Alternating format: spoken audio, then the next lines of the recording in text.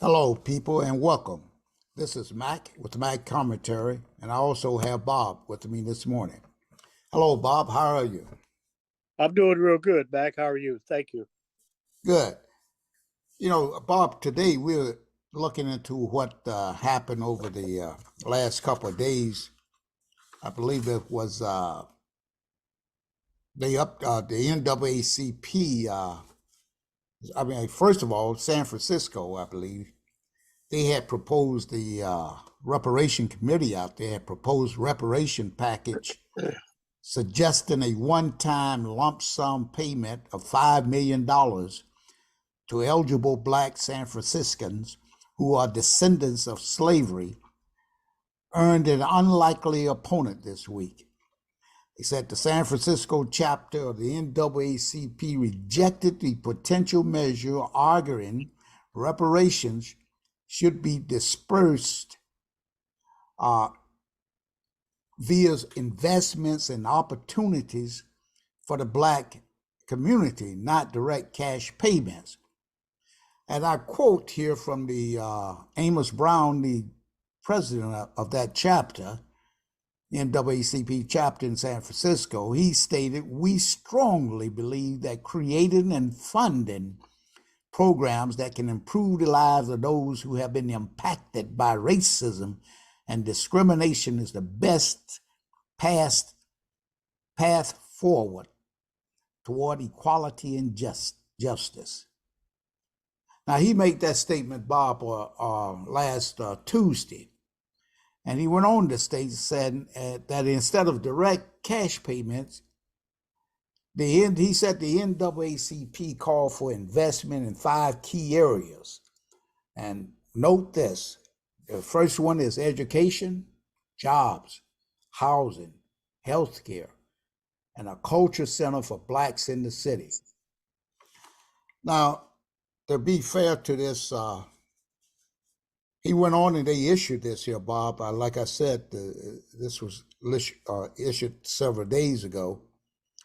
However, on 5/11, the NAACP updated its recommendations. In this statement they released on Thursday, the San Francisco NAACP clarified its position on the $5 million cash payout.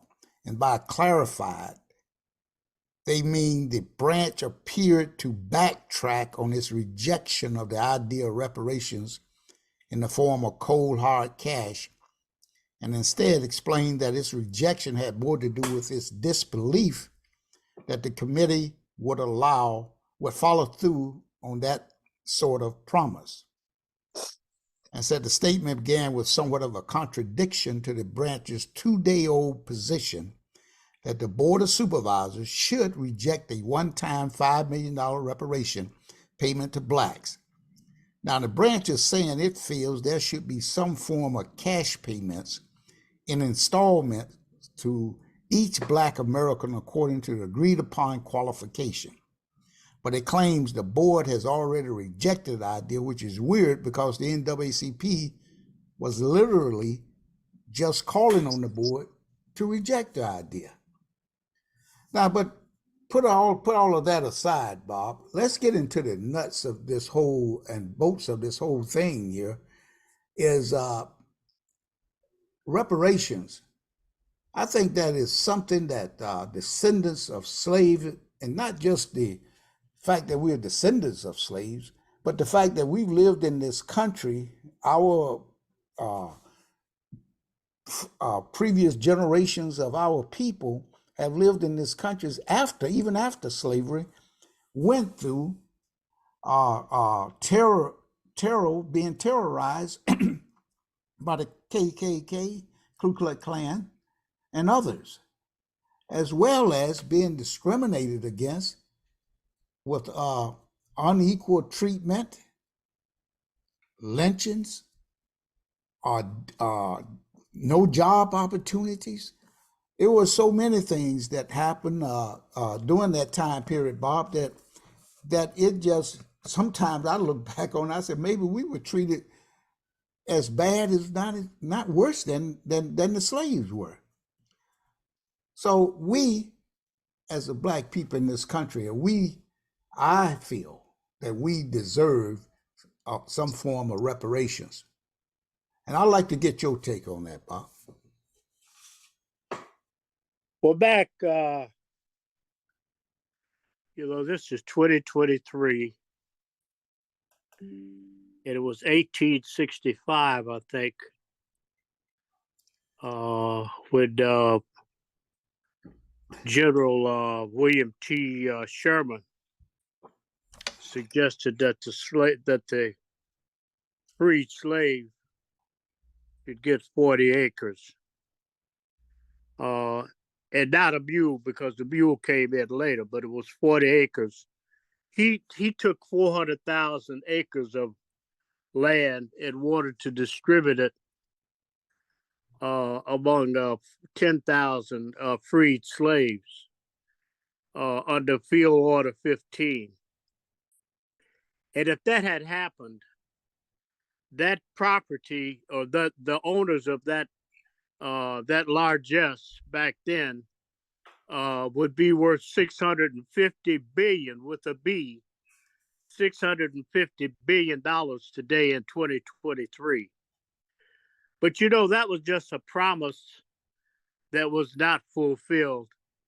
And it's always been a promise to the black man, the Negroid by the Caucasoid in America, that just hold on and a better day is coming.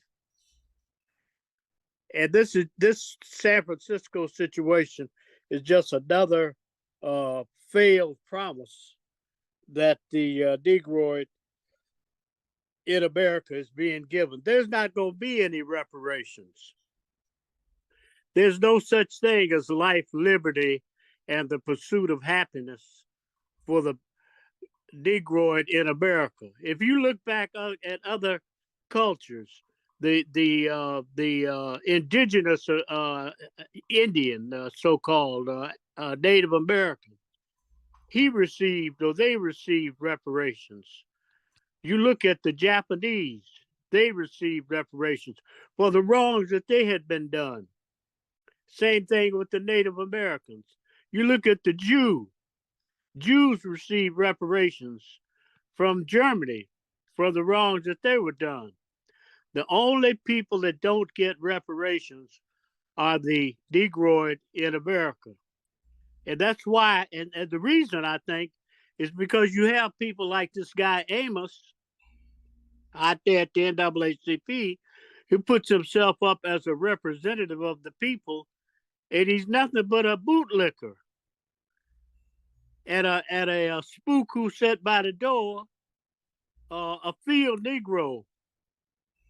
And I don't want to, I don't know the man, but I'm talking about his behavior. That's bootlicking behavior. And every time something like this comes up to benefit the Negroid in America, we get bootlickers that backslide. The black man in America today, the Negroid wealth, is worth 1/10 of that of his Caucasoid peer. And that's all. And you look, even recently, you look at the black man that has gone and fought in wars, and the GI Bill under that Roosevelt guy.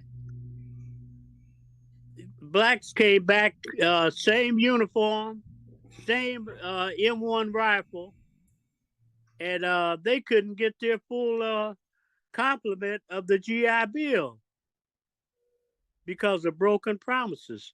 So no, I'm not at all enthusiastic about anything any of these so-called bootlickers do for the Negroid in America. Well, It's just idle talk, and that's all it will be. We'll be talking about it, like you said some time ago, 1,000 years from now. They say, well, what happened to the Negroid Well, they offered them some crackers, but then they found out they couldn't find the box with the crackers in it.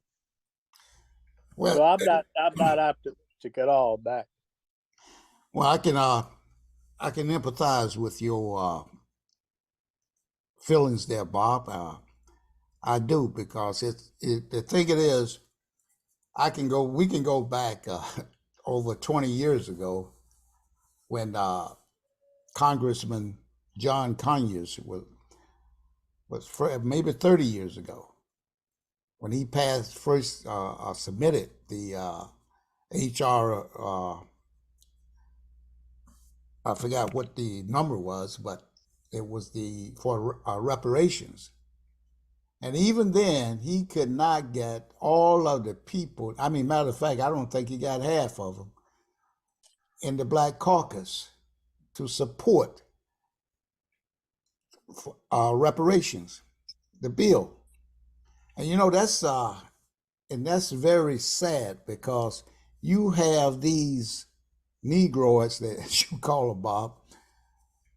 They have these jobs that they've ran on that they're gonna represent the people, and I'm sure that over 60% or more of the black people in this country support reparations. And these people should be doing what the will of the people want. If they come up and they'll say things like, "Oh, we don't need any reparation," they shouldn't say we don't. They should say I don't.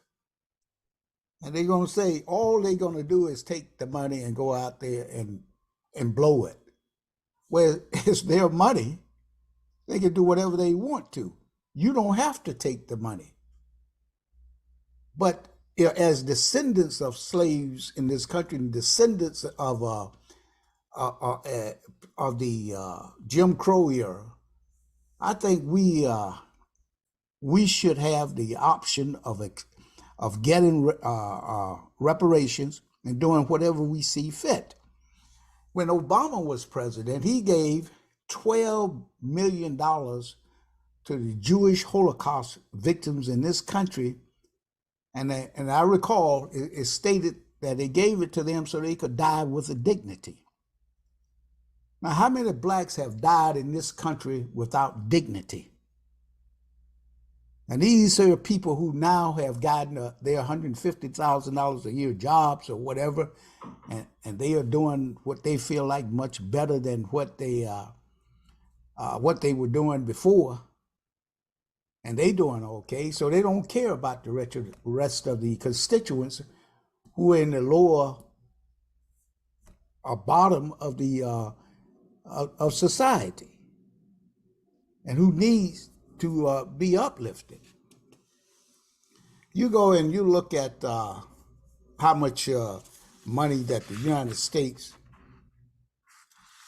their foreign aid to Israel. I mean, Israel just one country, but they are the one that's received the most money.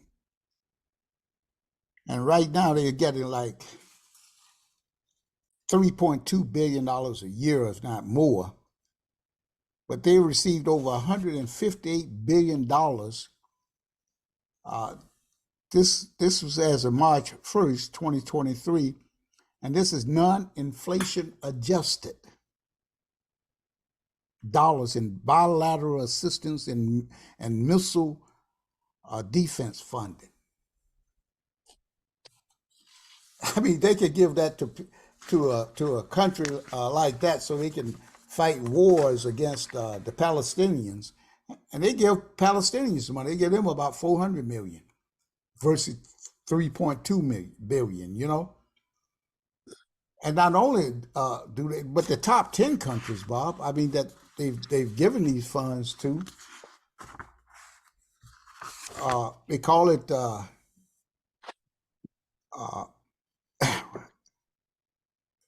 They give it to. They give it to for humanitarian 3.9 billion that they've given to certain countries there.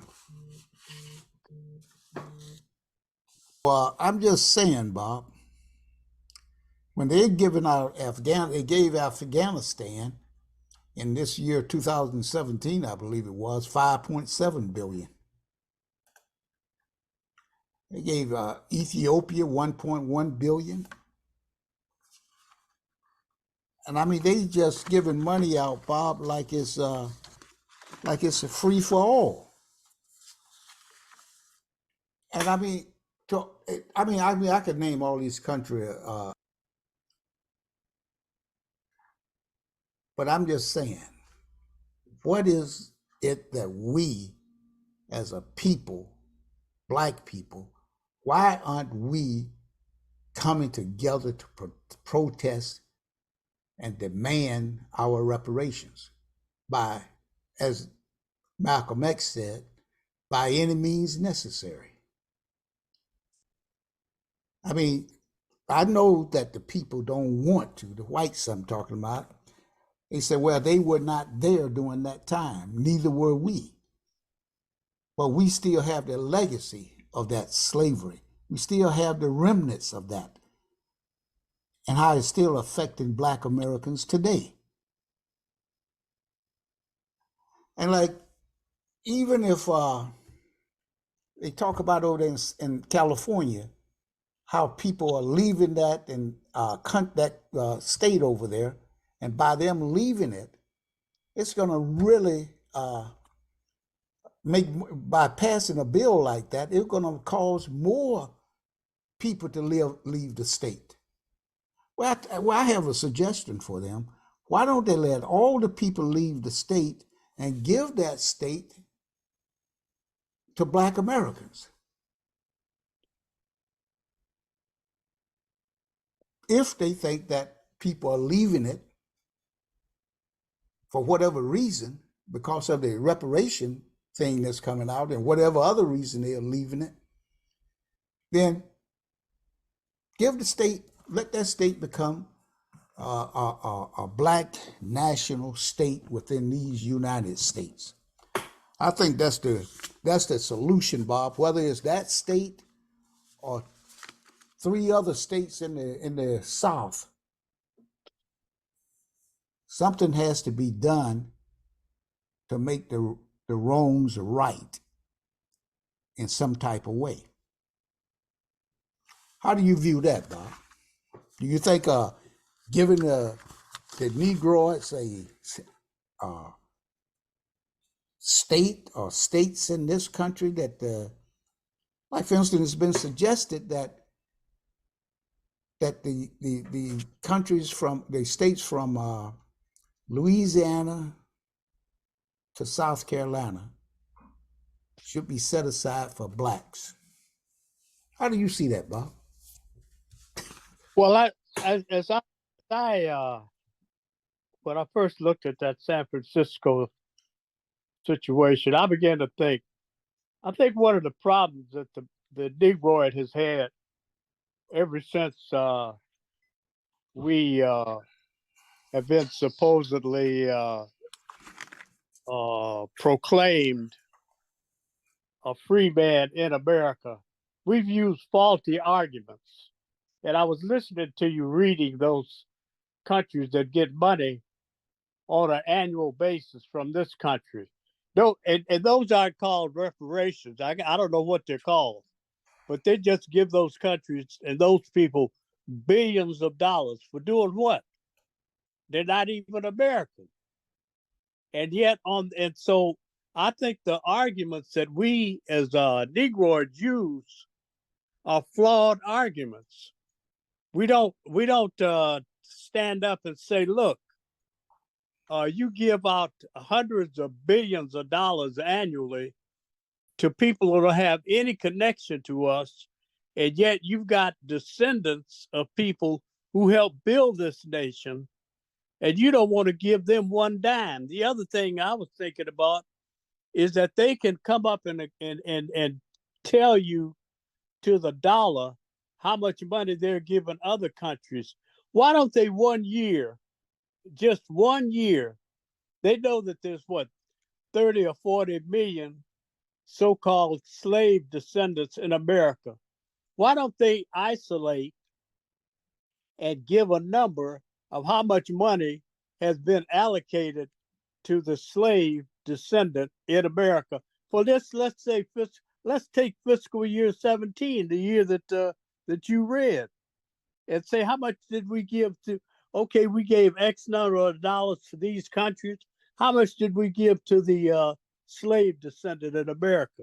So I think we use flawed arguments. We go in there talking about, oh, we want money for education and recreation and a community center and all this nonsense.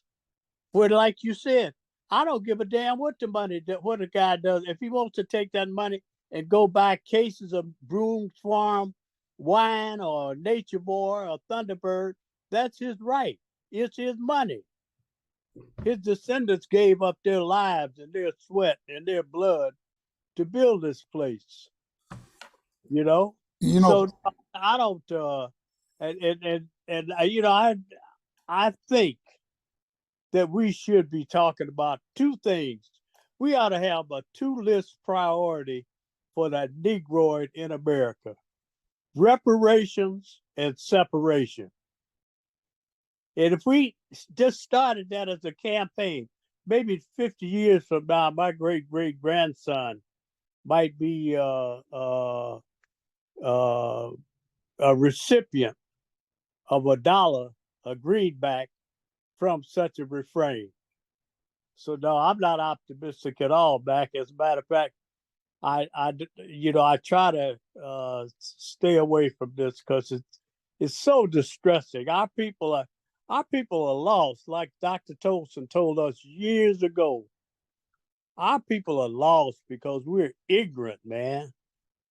And the so-called leadership is ignorant. You're absolutely right.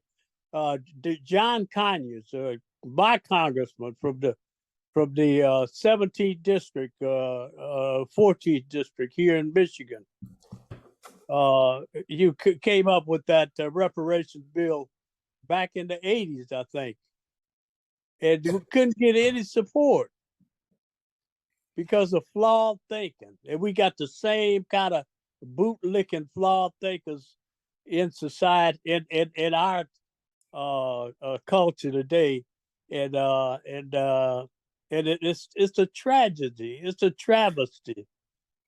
It's a destructive, suicidal behavior that some of those that call themselves leader foist upon others of us who don't want to have shit to do with their suicide. well, right. You look at like they went over there, they destroyed Iraq. Now they're going back, they're paying Iraq, but they're getting all the oil from over there. But they paid them now 3.7 back in 2017. They paid them 3.7 billion, you know? And they don't know where that money is going, Bob. Just as they don't even know where the uh, the Ukraine, the money they are giving to Ukraine, I believe they're giving like over $76 billion, or over $75 billion to the Ukraine, 3.9 billion for humanitarian, uh, 26.4 billion for budgetary and aid through the Economic Support Fund, loans and other financial support. Security assistance, 14.3 billion, training, equipment, weapons, logistics support, and other assistance provided through the Ukraine Security Assistance Initiative. Total military, 46.6 billion, weapons and equipment, 23.5 billion, weapons and equipment from Defense Department stocks provided through presidential drawdowns, grants, and loans for weapons and equipment. 4.7 billion grants and loans provided through the Foreign Military Financing Program. I mean, they don't even know where all this money went to. And what they probably taking all those weapons over there. There's a black market now for those weapons. They're not using all those weapons over there to fight in the Russians, Bob. And I think that Zelensky is I can't say it for a fact, but I've heard some rumors going around that you give them $26.4 billion for budgetary. Don't you think that guy going to siphon off some of that money and make sure his family is well taken care of? I'm telling you, Bob, this is this is just unreal, and we as a people, where all our black economists at? Where are all our black financial people at that that can get down and look at this here situation, what's going on in this United States is doing, and they come together with that Congressional Black Caucus, and they go on that floor out there and fight for black people. That's what they are elected to do. You know, but they'll get up there and say, "Oh, I represent all the people." Well, you do represent all the people, but they also get up there and say they represent all the people. But where do most of their energy go is helping the people of their race, and that's just, I'm gonna play a video, Bob, here, and insert that in here, where this Mexican guy talks about. It's a very short video. Talks about how blacks are with each other. How supposedly blacks are jealous of each other because of the car they have, or the woman they have, or the clothes they have. They competing with each other, as he stated. He said, "Well, we Hispanics, we don't do that." Well, I don't know whether they do that or not, Bob, but I know one thing they do: they work together, and that's one of the things, and they pull together. But it's one thing that we don't do. We don't do that. If I go out there and I set up a business in the black community, and my store is right here, and then Joe White over there got a store over there of some other persuasion, they're going to go over to that store. They're not going to come to my store, because I experienced that, Bob, when I had a pizzeria. I had a pizzeria in Michigan, and where now I had some of the best pizza around, Bob. But Bob's pizza been up there for 20 years, and I asked one of the associates of mine. I said, "Hey, you in my delivery area?" I said, "I haven't seen you ordering a pizza down there," because she knew of what I was planning on doing. She said, "Well, Mike, we've been shopping at Bob, buying our pizza from Bob's Pizza for 20 years." I said, "So what?" But we won't come and support our own, Bob. And that's what happened. And that's what's happening right now, even with all this reparation talk. We're not gonna, we don't wanna, we might be doing all right, some of us. So we don't want to see the other ones come up and elevate themselves. You know what I mean? That is what is happening, Bob. And I wish that we could end that. And the only way you're gonna end that is through education. I mean, I don't mean education in a school or college. I mean education in the community, where you have, like, I know in a church I go to, Bob, they have what they call connect groups. And that's what we need to have in the black community: connect groups, where people come together to discuss what is going on in their particular communities and work together to make a difference, to protect each other, to respect each other, to support each other.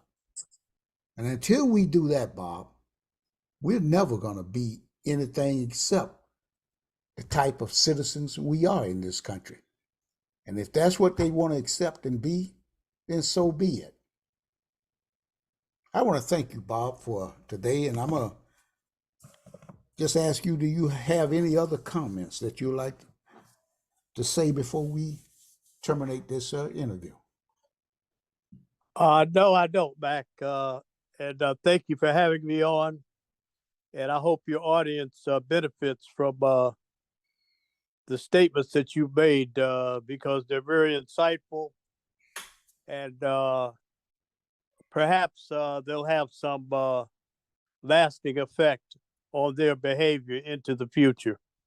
Well, I want to thank you, Bob, because you definitely laid it out there, and you don't hold back anything, and your honesty is one of the things. Integrity is what I really appreciate you, and that's why I enjoy having you on this show.